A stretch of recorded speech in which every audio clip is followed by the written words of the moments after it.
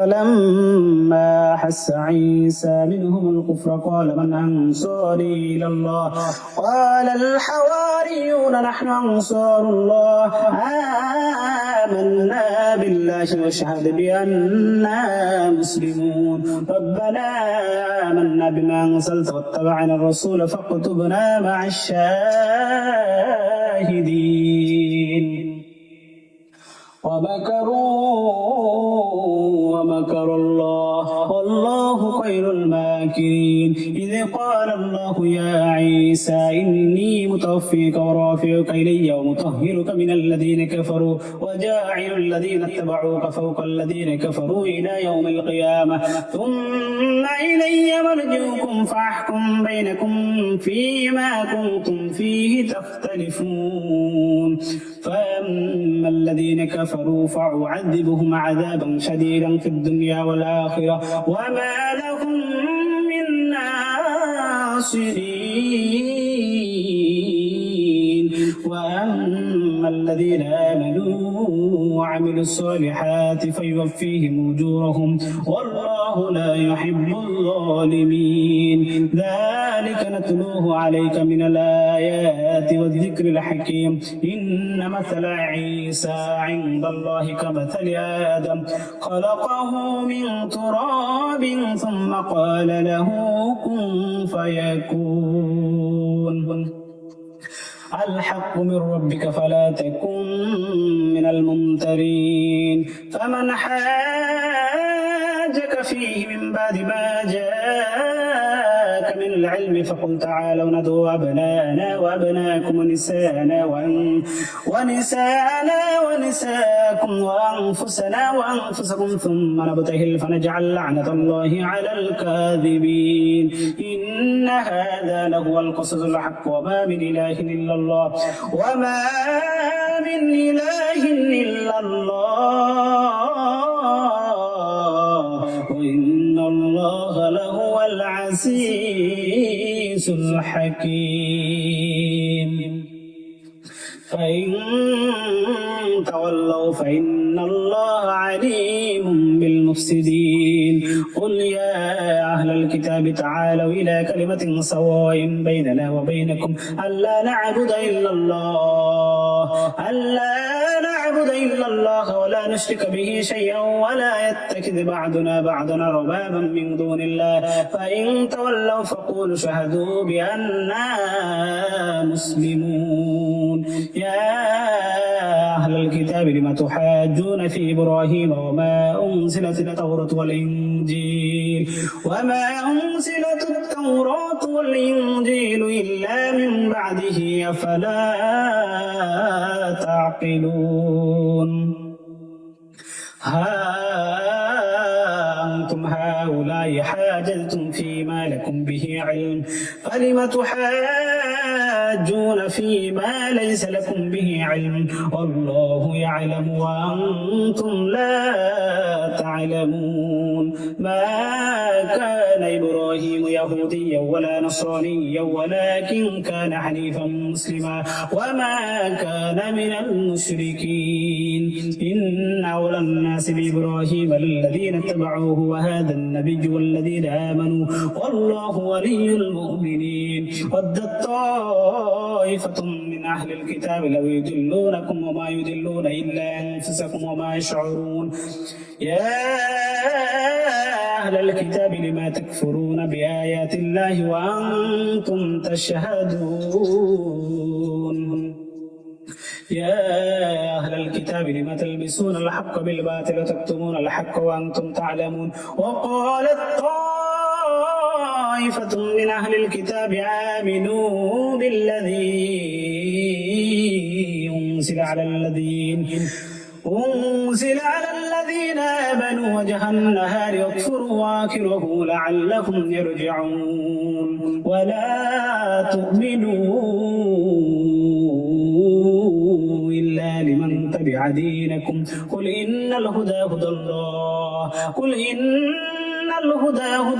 أن يؤتى أحد مثل ما أوتيتم أو يحاجوكم عند ربكم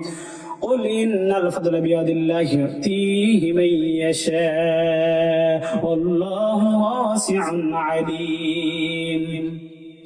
يختص برحمته من يشاء والله ذو الفضل العظيم ومن أهل الكتاب من إن تأمنه بقنطار يعده إليك ومنهم من إن تأمنه بدينار لا يعده إليك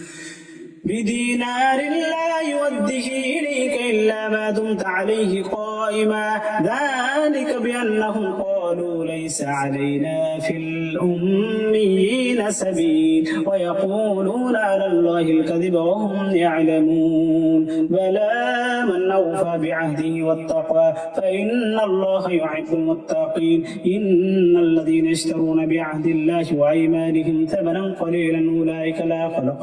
أولئك لا خلاق لهم في الآخرة ولا يكلمهم الله ولا ينظر إليهم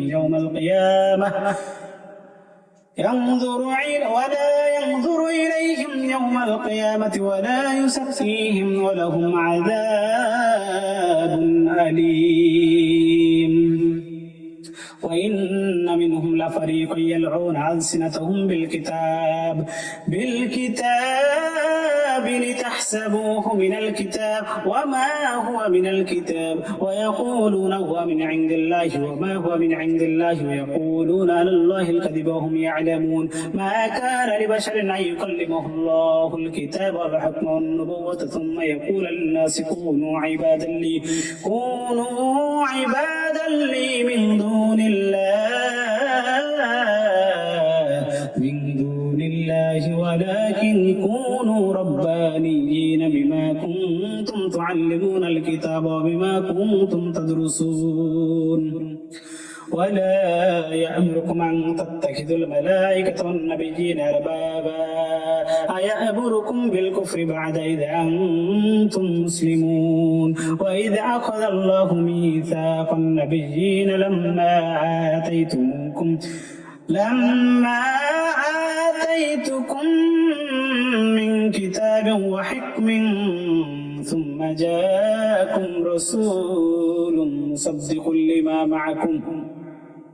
ثم جاءكم رسول مصدق لما معكم لتؤمنن به ولتنصرنه قال أقررتم وأخذتم على ذلك إصري قالوا أقررنا قال فاشهدوا وأنا معكم من الشاهدين فمن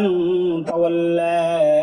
بعد ذلك فأولئك هم الفاسقون أفغير دين الله يبغون وله أسلم من في السماوات والأرض طوعا وكرها وإليه يرجعون قل آمنا بالله وما